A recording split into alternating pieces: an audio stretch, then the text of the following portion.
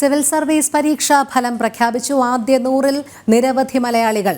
1-ാം rank Aditya ശ്രീവാസ്തവയ്ക്ക്, 4-ാം rank Ernakulam സ്വദേശിയായ PK Siddharth രാംകുമാറിനാണ്.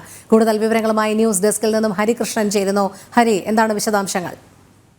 അതെ, civil service rank പ്രഖ്യാപിച്ചിരിക്കുകയാണ്. ആദിത്യ ശ്രീവാസ്തവയ്ക്കാണ് 1-ാം റാങ്ക്, അനിമേഷ് പ്രധാന് 2-ാം റാങ്കും അനന്യ റെഡ്ഡി 3-ാം റാങ്കും നേടി. മലയാളിയായ സിദ്ധാർത്ഥിന് 4-ാം റാങ്കാണ്. 5-ാം തവണ ഉള്ള അറ്റംപ്റ്റിലാണ് അദ്ദേഹത്തിന് ഈ നേട്ടം സ്വന്തമായത്. കഴിഞ്ഞ തവണ 121-ാമത്തെ റാങ്ക് അദ്ദേഹം നേടിയിരുന്നു. അദ്ദേഹത്തിന് പുറമെ ആശിഷ് കുമാർ 8-ാം റാങ്ക്, P വിഷ്ണു ശശികുമാറിന് 31-ാം റാങ്കും, P അർച്ചനയ്ക്ക് 40-ാം റാങ്കും, R രമ്യയ്ക്ക് 45-ാം റാങ്ക് ഉൾപ്പെടെ നിരവധി മലയാളികളാണ് ലിസ്റ്റിൽ ഉൾപ്പെടുത്തിയിരിക്കുന്നത്. 1016 പേരാണ് ഇപ്പോൾ റാങ്ക് ലിസ്റ്റിൽ ഉൾപ്പെട്ടിട്ടുള്ളത്. അതിൽ 347 പേര് ജനറൽ വിഭാഗത്തിൽ നിന്നാണ്, 303 പേർ OBC വിഭാഗത്തിൽ നിന്നാണ്. വളരെ ശ്രദ്ധേയമായ നേട്ടമാണ് മലയാളികൾക്ക് ഇക്കുറി നേടാൻ കഴിഞ്ഞത്. ഇതോടൊപ്പം 180 പേരെയാണ് IAS-ന് ശുപാർശ ചെയ്തിരിക്കുന്നത്. 37 പേര് IFS-നും 200 പേരെ IPS-നുമാണ് ശുപാർശ ചെയ്തിരിക്കുന്നത്. ഹരി, നമുക്കറിയാം ആദ്യ 100-ൽ നിരവധി മലയാളികൾ ഉൾപ്പെട്ടിട്ടുണ്ട് എന്നുള്ളത് അങ്ങേയറ്റം അഭിമാനകരമാണ്. ഈ സിവിൽ സർവീസ് പരീക്ഷ റിസൾട്ട് വരുമ്പോൾ പലപ്പോഴും ഉത്തരേന്ത്യയിലുള്ള വിദ്യാർത്ഥികൾക്കാണ് കിട്ടിക്കൊണ്ടിരുന്നത്. കാരണം അവരുടെ കോച്ചിങ് സംവിധാനങ്ങളും മറ്റും അത്ര മികവുറ്റതാണ് എന്നുള്ളത് പറയാറുണ്ട്. എന്തായാലും നമുക്ക് അതുമായി ബന്ധപ്പെട്ട വിശദാംശങ്ങളിലേക്ക് എത്താം. ഇപ്പോൾ 31-ാം റാങ്ക് നേടിയ വിഷ്ണു നമ്മോടൊപ്പം ചേരുകയാണ്. വിഷ്ണു, ആദ്യമേ തന്നെ അഭിനന്ദനങ്ങളും ആശംസകളും അറിയിക്കുകയാണ്. Thank you very much. എങ്ങനെയാണ് നോക്കിക്കാണുന്നത്? പ്രതീക്ഷിച്ച റാങ്ക് തന്നെയാണോ ലഭിച്ചത്? അതെ, പ്രതീക്ഷിച്ച റാങ്ക് തന്നെയാണ് കിട്ടിയത്. എനിക്ക് ഇന്ത്യൻ ഫോറിൻ സർവീസിലായിരുന്നു എന്റെ ഫസ്റ്റ് പ്രിഫറൻസ്. അപ്പം അതിനനുസരിച്ചുള്ള റാങ്ക് കിട്ടിയപ്പോൾ നല്ല സന്തോഷമുണ്ട്. പിന്നെ അതിൻ്റെ ഉപരി ഈ ഒരു പ്രോസസ്സിൽ നിന്ന് റിലീവ് ആയതിന്റെ ഒരു സുഖം കൂടെ ഉണ്ട്. വിഷ്ണു, പഠനമൊക്കെ എങ്ങനെയായിരുന്നു? ഞാൻ ആക്ച്വലി ഹ്യൂമാനിറ്റീസിലായിരുന്നു. എന്റെ 11th and 12th ഞാൻ ഹ്യൂമാനിറ്റീസ് ആയിരുന്നു എടുത്തത്. അപ്പൊ അതിന്റെ ഒരു അഡ്വാൻറ്റേജ് എനിക്ക് എന്തായാലും കിട്ടിയായിരുന്നു. അപ്പം കുറെ ഈ സബ്ജക്ട്സ് കുറെ ഓവർലാപ്പ് ആയിരുന്നു 11th and 12th തന്നെ. പിന്നെ ഗ്രാജുവേഷനും ഞാൻ political science and economics Saint Stephen's College Delhi University നിന്നാണ് ചെയ്തത്. അപ്പം അതിന്റെ കുറെ എനിക്കൊരു അഡ്വാൻറ്റേജ് കിട്ടി. കാരണം കുറെ സബ്ജക്ട്സ് നമ്മൾ ഈ എക്സാമിന് പോകുന്നത് അതെനിക്കൊരു പുതുമയല്ലായിരുന്നു. അതിന്റെ ബേസ് എനിക്ക് സെറ്റ് ആയിരുന്നു. അത് കാരണം എനിക്കൊരു ഹെഡ് സ്റ്റാർട്ട്, ഒരു അഡ്വാൻറ്റേജ് എനിക്ക് അതിനെന്തായാലും കിട്ടിയിട്ടുണ്ട്. പിന്നെ ഓപ്ഷണലും എന്റെ പൊളിറ്റിക്കൽ സയൻസ് തന്നെ ആയതുകൊണ്ട് അതെന്റെ ഗ്രാജുവേഷൻ സബ്ജക്റ്റുമായിട്ട് ഓവർലാപ്പ് ആയതുകൊണ്ട് അതിന്റെ ഒരു പ്രിപ്പറേഷനെ ഭയങ്കരമായിട്ട് എയ്ഡ് ചെയ്തിട്ടുണ്ടായിരുന്നു. ഇനി മറ്റ് നടപടികൾ എങ്ങനെയാണ്? നടപടിക്രമങ്ങൾ, ഇതിന്റെ ട്രെയിനിങ്, അതുമായി ബന്ധപ്പെട്ട കാര്യങ്ങളൊക്കെ എങ്ങനെയാണ്? ആക്ച്വലി ഇപ്പം ഞാൻ കഴിഞ്ഞ വർഷവും എനിക്ക് സർവീസ് അലോക്കേഷൻ ഉണ്ടായിരുന്നു. ഞാനിപ്പം ഡൽഹിയിലാണ്, ഇലക്ഷൻ ഡ്യൂട്ടിയിലാണ്. അപ്പൊ എനിക്ക് ഇവിടുന്ന് ഒരു ടെക്നിക്കൽ റെസിഗ്നേഷൻ കൊടുത്തിട്ട് നമുക്ക് ഫൗണ്ടേഷൻ കോഴ്സ് ഉണ്ട് ലാൽ ബഹാദൂർ ശാസ്ത്രി നാഷണൽ അക്കാദമി മുസൂറിയിൽ. അവിടുത്തെ 3 months ഫൗണ്ടേഷൻ കോഴ്സ് കഴിഞ്ഞ് ഓരോ സർവീസിനും അവരുടെ പേരന്റ് അക്കാദമിയിൽ ട്രെയിനിങ് ഉണ്ട്. അപ്പൊ ഞാൻ IFS എടുത്ത കാരണം ഡൽഹി തന്നെ Sushma Swaraj institute of foreign സർവീസിൽ ഞങ്ങൾക്ക് വീണ്ടും ഒരു 6 months അറൌണ്ട് ഒരു ട്രെയിനിങ് കാണും. പിന്നെ അത് കഴിഞ്ഞ് നമ്മളൊരു കമ്പൽസറി ഫോറിൻ ലാംഗ്വേജ് എടുത്തിട്ട് ആ ഒരു ലാംഗ്വേജ് നമ്മുടെ പ്രൊഫിഷ്യൻസി പ്രൂവ് ചെയ്യാൻ വേണ്ടി നമ്മൾ പിന്നെ വെളിയിലോട്ട് പോസ്റ്റിങ്ങിന് വിടും.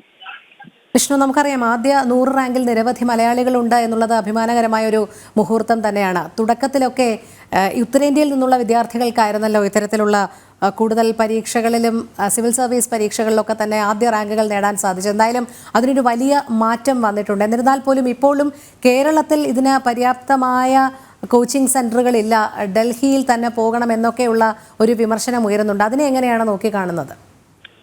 ആക്ച്വലി അത് ഒരു മിത്ത് തന്നെയാണ്. ഡൽഹി പോയി പഠിക്കണമെന്ന് പറഞ്ഞാൽ അത് ആക്ച്വലി ഒരു മിത്ത് തന്നെയാണ്. ഞാൻ തന്നെ ട്രിവാൻഡ്രത്ത് തന്നെയാണ് പഠിച്ചത്. കേരളത്തിൽ നിന്ന് ഞാൻ ഈ ഒരു കോച്ചിങ് സംവിധാനത്തിന് ഞാൻ യൂസ് ചെയ്തത്. സോ ഇവിടെ തന്നെ നമുക്ക് കുറെ ഫെസിലിറ്റീസ് ആക്ച്വലി ഉണ്ട്. ട്രിവാൻഡ്രം ഇപ്പോൾ ഒരു പുതിയൊരു ഹബ്ബായിട്ട് മാറുകയാണ്. പിന്നെ സെക്കൻഡ്ലി ഓൺലൈൻ ലേണിംഗ് തന്നെ റെവല്യൂഷനൈസ് ചെയ്ത് കഴിഞ്ഞു ഈ ഒരു ഇൻഡസ്ട്രിയിൽ. അപ്പം നമ്മളത് നോക്കുവാണെങ്കിൽ നമുക്ക് നമ്മുടെ വീട്ടിന്റെ സൗകര്യങ്ങളിൽ ഇരുന്നുകൊണ്ട് തന്നെ നമുക്ക് ഇതിന് പ്രിപ്പയർ ചെയ്യാൻ പറ്റും ഇഫ് നമുക്ക് ആ ഒരു ഡിസിപ്ലിൻ ഉണ്ടെങ്കിൽ. സോ ആ ഒരു ഫാക്ട് എന്താണ്, ഡൽഹി വന്ന് പഠിക്കണം എന്നൊരു ഫാക്ട് എന്ന് പറഞ്ഞാൽ ഐ തിങ്ക് അതൊരു മിത്ത് തന്നെയാണ്. അതെ, തീർച്ചയായും. വിഷ്ണുവിന്റെ വീട്ടുകാരുടെ സന്തോഷമൊക്കെ എങ്ങനെയാണ്? അച്ഛനും അമ്മയും ഒക്കെ എന്ത് പറയുന്നു? അവർ ഭയങ്കര സന്തോഷത്തിലാണ്. എന്റെ കാര്യം കൂടുതൽ ആഗ്രഹിച്ചത് ഞാൻ ഫോറിൻ സർവീസിൽ കയറണമെന്ന് എന്റെ അമ്മയും അച്ഛനും തന്നെയാണ്. ആക്ച്വലി എന്റെ സിവിൽ സർവീസിലോട്ട് നയിച്ചത് തന്നെ എന്റെ അമ്മ തന്നെയാണ്. അമ്മ എപ്പോഴും പറയായിരുന്നു ഒരു IAS ആക്കണമെന്ന്. പിന്നെ ഞാൻ എന്റെ ഒരു ഫ്രീഡം അമ്മ തന്നു. ഇപ്പൊ ഞാൻ ഫോറിൻ സർവീസസിലോട്ട് എന്റെ ലീനിങ്സ് വന്നപ്പം IAS-നെക്കാട്ടിലും കൂടുതൽ ഇപ്പൊ എന്റെ അമ്മയ്ക്ക് ആഗ്രഹം ഞാനൊരു IFS കാരൻ ആവണമെന്നാണ്. അപ്പം അമ്മയ്ക്കും അച്ഛനും ഭയങ്കര ഒരു സന്തോഷം തന്നെയാണ്. അതെ, തീർച്ചയായും. എന്തായാലും അഭിനന്ദനങ്ങൾ ഒരിക്കൽ കൂടി അറിയിക്കുകയാണ്. ഒപ്പം വളരെ നന്ദി ഞങ്ങളോട് പ്രതികരിച്ചതിന്. Thank you very much. Hari, നമ്മൾ പറഞ്ഞതുപോലെ കൃത്യമായ അച്ചടക്കത്തോടുകൂടി ഒരു ലക്ഷ്യബോധത്തോടുകൂടി പഠിക്കുകയാണെങ്കിൽ സിവിൽ സർവീസ് എന്നുള്ളത് ഏതൊരു മലയാളിക്കും എത്തിപ്പിടിക്കാവുന്നത് തന്നെയാണ് എന്നാണ് ഈ സിവിൽ സർവീസ് പരീക്ഷാഫലം തെളിയിക്കുന്നത്, അല്ലേ?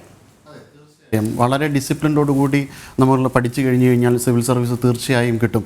നേരത്തെ പറഞ്ഞതുപോലെ, വിഷ്ണു പറഞ്ഞതുപോലെ ഡൽഹിയിലേക്ക് പോവുക എന്ന് പറയുന്നത് ഒരു മിത്ത് തന്നെയാണ്. ഇപ്പോൾ തിരുവനന്തപുരത്ത് തന്നെ വളരെ ശ്രദ്ധേയമായ രീതിയിൽ സിവിൽ സർവീസിൻ്റെ കോച്ചിങ് കൊടുക്കുന്ന നിരവധി ഇൻസ്റ്റിറ്റ്യൂട്ടുകളുണ്ട്. എടുത്തു പറയാനുള്ള നിരവധി ഇൻസ്റ്റിറ്റ്യൂട്ടുകളുണ്ട്. അവിടെ പഠിച്ച വിദ്യാർത്ഥികൾ ഒരുപാട് പേര് സിവിൽ സർവീസ് റാങ്ക് ലിസ്റ്റിലേക്ക് ഇടം പിടിക്കുന്നുണ്ട്. എൻ്റെ തന്നെ ഒരുപാട് സുഹൃത്തുക്കൾ ഈ റാങ്ക് ലിസ്റ്റിൽ ഇടം പിടിക്കും. ഞാനും സിവിൽ സർവീസിന് തയ്യാറെടുത്തിരുന്ന ഒരു വിദ്യാർത്ഥിയായിരുന്നു. അപ്പോൾ അതുകൊണ്ട് തന്നെ എനിക്ക് വളരെ നേരിട്ട് വിഷയത്തെക്കുറിച്ച് അറിയാമെന്നുള്ളതാണ്.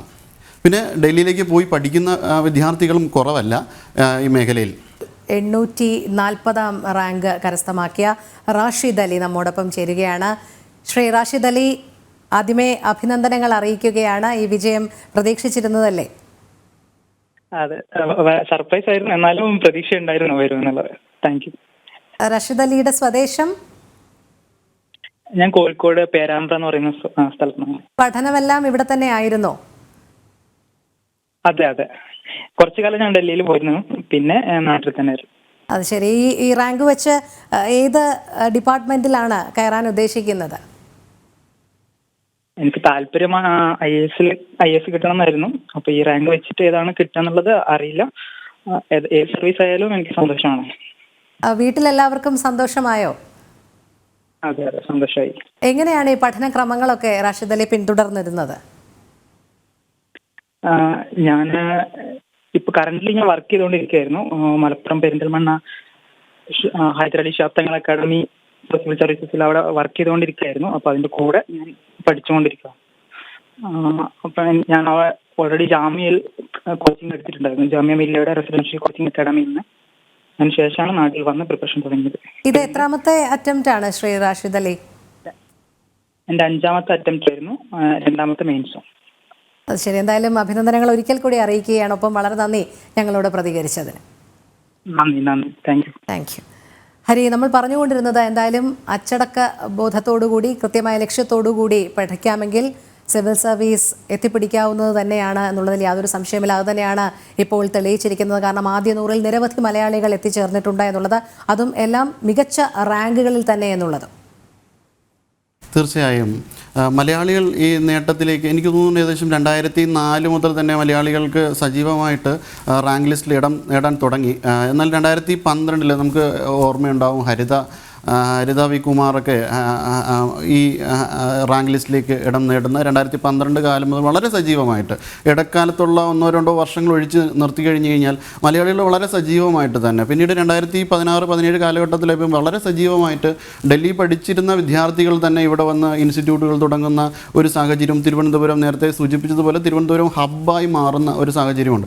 വളരെ സങ്കീർണമല്ലാത്ത ഒരു പ്രിപ്പറേഷൻ സ്ട്രാറ്റജിയിലൂടെയാണ് നമ്മൾ മുന്നോട്ട് പോകേണ്ടത്. വളരെ ടെൻഷൻ രഹിതമായിട്ടുള്ള ഒരു പ്രിപ്പറേഷൻ സ്ട്രാറ്റജിയിലൂടെ മുന്നോട്ട് പോയി കഴിഞ്ഞാൽ തീർച്ചയായിട്ടും സിവിൽ സർവീസ് കയ്യെത്തി പിടിക്കാവുന്നതാണ്. പക്ഷേ പലപ്പോഴും ഈ സിവിൽ സർവീസിൻ്റെ ഇടയിൽ വെച്ച് ഈ പരീക്ഷയെ ഡ്രോപ്പ് ചെയ്യുന്ന ഇതുകൊണ്ടാണ് പലപ്പോഴും നമുക്ക് എത്തിപ്പിടിക്കാൻ സാധ്യം അല്ലാതെ പോകുന്നത്.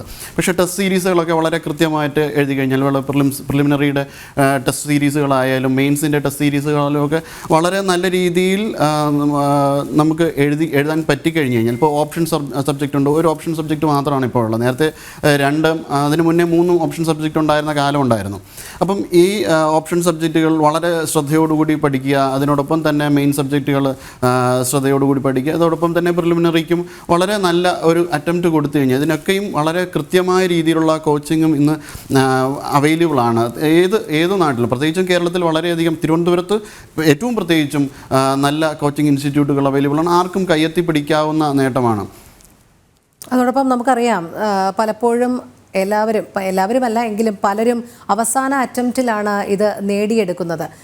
ഒരുപക്ഷെ അവസാന അറ്റംപ്റ്റ് എത്തുന്നതുവരെ ആ ഇച്ഛാശക്തിയോടുകൂടി മുന്നോട്ട് പോകാനുള്ള ഒരു സപ്പോർട്ട് പഠിക്കുന്ന രക്ഷിതാക്കളിൽ നിന്ന് വേണം, അല്ലെങ്കിൽ അധ്യാപകരിൽ നിന്ന് വേണം, സഹപ്രവർത്തകരിൽ നിന്ന് വേണം, ഒക്കെ വേണം. അതുകൊണ്ട് ഒരു സമൂഹം തന്നെ ഇവരുടെ പുറകെ ഉണ്ടെങ്കിലേ ഈ അവസാന അറ്റംപ്റ്റിലേക്കെങ്കിലും ഇവർ എത്തി അതിൽ വിജയം കൈവരിക്കാൻ സാധിക്കുകയുള്ളൂ എന്നാണ് നമ്മളുടെ മുന്നിലുള്ള നിരവധി ഉദാഹരണങ്ങളിലൂടെ മനസ്സിലാക്കേണ്ടത്.